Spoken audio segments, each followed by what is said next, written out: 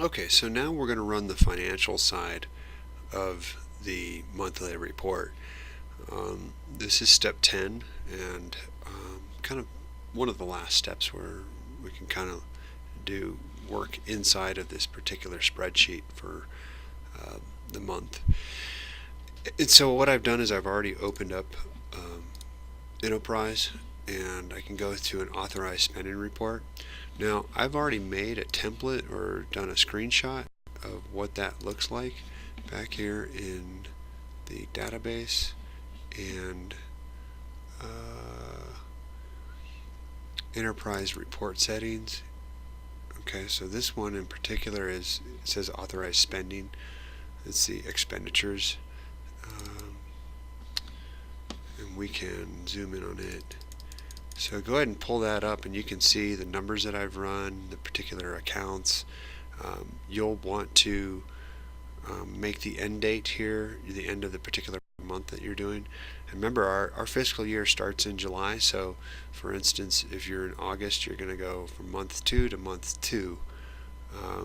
So just keep that in mind, and then the other data information down here, account class, object, and everything else is going to be important, because we're going to export that as a Excel spreadsheet and then copy and paste it into the expenditure report. Oops, there it is, expenditure report for March there.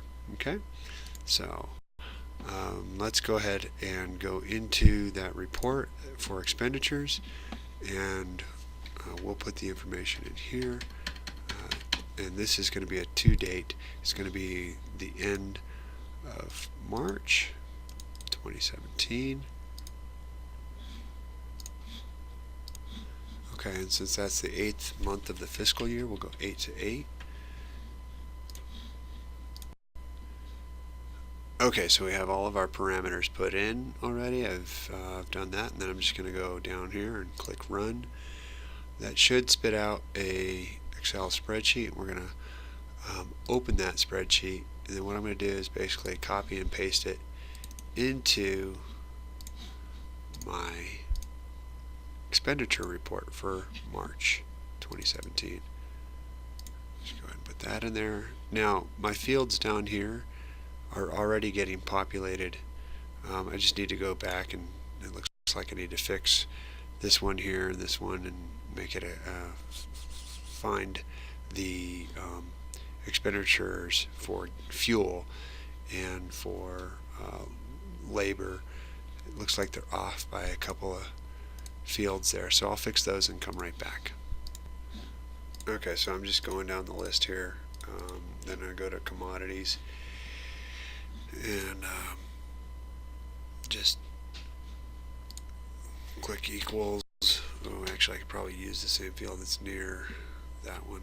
Okay, so yeah, we can use C93 from the expenditures. C93 is probably off. We'll go to commodities down here, and it's actually C89 that we were looking for. So we'll click on that and see C89, and that kind of gives you a flavor as to what the heck I'm doing here. Okay, so I've gone through and trued all of these fields up to make sure that they're corresponding from personnel, commodities, contractual, and capital in the expenditures report. Alright, so that's our expenditures. Next we'll move on to revenues.